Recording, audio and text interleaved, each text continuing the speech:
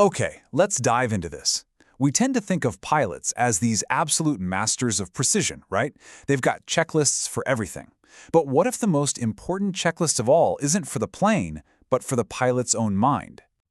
It's a really weird paradox when you think about it. You can have a pilot who executes these perfect, flawless maneuvers one day, and then the very next, they make a decision that ends in disaster. It just doesn't add up. So if their flying skill isn't the thing that's failing them, what is? Well, you've got to think about pilot training as being split into two different worlds. On one side, you have the maneuvers, the physical stick and rudder skills. You can see them, you can measure them, and an instructor can directly teach them to you. But then there's this whole other side, mindset. That's all the internal stuff. It's invisible, it's way harder to measure, and you can't really be taught it. You have to learn it. And that's the half of the curriculum we almost never talk about. And that brings us to our first huge point here. Pure, raw technical skill is just not enough to guarantee a safe flight.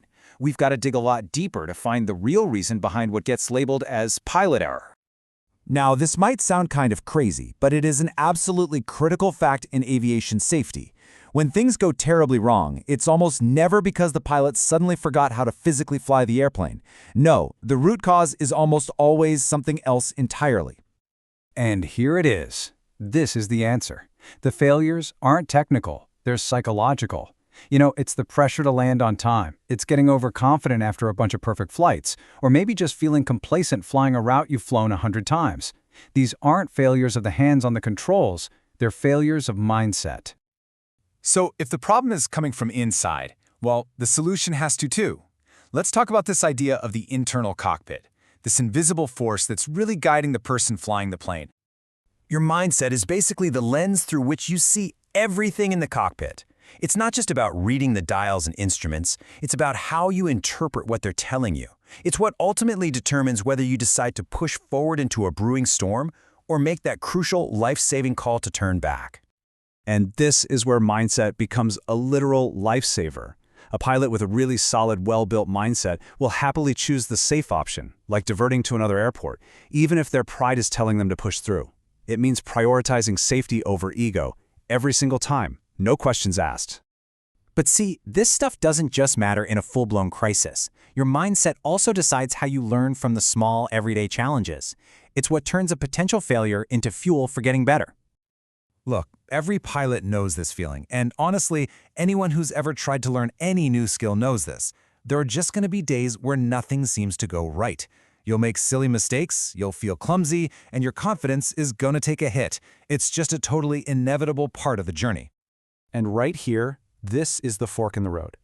The very same event, say a bumpy landing, can go down two totally different paths inside your head.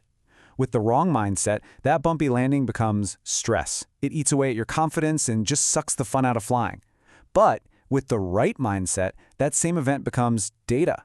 It's just useful information you can look at, learn from, and use to make your judgment even sharper next time.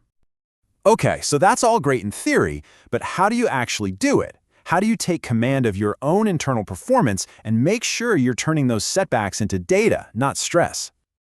Here's the most important part. You can't just memorize a good attitude. Mindset is not an item on a checklist that you can just tick off and then forget about. No way. It's a skill that has to be actively, constantly built, flight after flight after flight. And the path to building it is actually pretty simple, but that doesn't mean it's easy. It takes real, dedicated reflection, a constant awareness of what's going on inside your own head, and a real willingness to do an honest self-evaluation without any ego getting in the way. These questions right here, these are the tools you need for the job. After any flight, but especially a tough one, a great pilot debriefs themselves.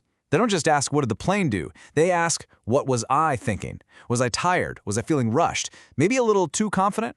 This is how you turn raw experience into real wisdom.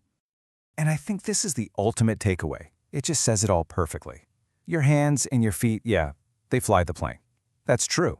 But for a pilot who is truly safe and truly confident, it's their mindset that flies them.